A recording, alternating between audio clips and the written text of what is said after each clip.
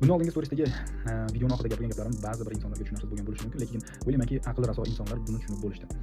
Lekin men yanada tushunarliroq bo'lishi uchun men sizlarga bitta hozir misol bilan aytib berishga harakat qilaman. Bitta qisqichbaqani olasiz, bitta chelakka shu paqirga tashlaysiz. Bitta o'zi chiqib ketadi. Ma'lum vaqtdan keyin chiqadi o'sha paqirdan chiqib ketadi. Lekin xuddi shunaqa qisqichbaqadan 10-15 tasini olib, ana shu chelakka tashlab qo'ygan bo'lsangiz, birortasi chiqib ketadi. Nimaga? Chunki birinchisi chiqqanda ikkinchisi uni oyog'idan tortadi pastga. Hozirgi biz zamonaviy mana shu barber sartaroshlarda ham afsuski shunaqa holatlar juda ko'p. Yetarli, misol uchun u ishini haqiqiy ustalari, haqiqiy professionallari juda bizda ko'p. Bizda bu ishga bo'lgan, sartaroshlikka bo'lgan potensial juda katta.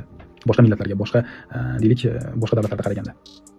Lekin shu bitta yomon taraf, shu biz o'zimiz ba'zi bir qisqichbaqalarimiz biz oyog'imizdan tortib pastga tortib qo'yapti. Yevropada eng qizig'i bu narsa yo'q. Bu esengi davlatlarda ko'p, juda ko'p. Mana negativchilar. Salbiy munosabat ko'rsatib, bir-birini ishini ustidan kulib, yerga tiqishga harakat qiladigan odamlar esengida juda ko'p. Yevropada bu narsa kam. Bo'lishi mumkin, lekin kam.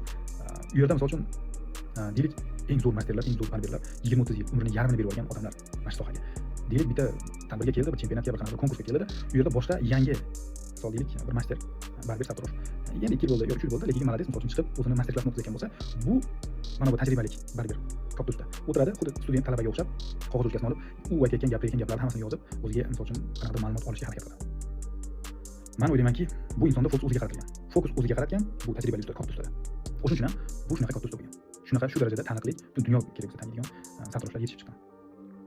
Endi o'zingizga bitta savol bering-da, shu fokusda o'zingizga qaratishingizga nima to'sqinlik qilyapti sizga? Boshqalar bilan ishingiz bo'lmasin, siz o'zingizni ishingiz ustida ishlang. Tamom. Siz boshqalar hayotini, misol uchun siz hayotingizni yashamayapsiz boshqalar. Siz o'zingiz hayotingizni yashayapsiz. Boshqalar o'zini hayotini yashayapti. Shunchaki ko'ngilda keng qilish kerak, xolis bo'lish kerak. Shu fokusda eng asosiysi o'zingizga qaratasiz. Tamom. Endi men shu bilganlarim menga shu oxirgi payt juda ko'p ko'rinayotgan joyi shu negativga misol uchun men neytralni qarayman, menga umuman qiziq yo'q.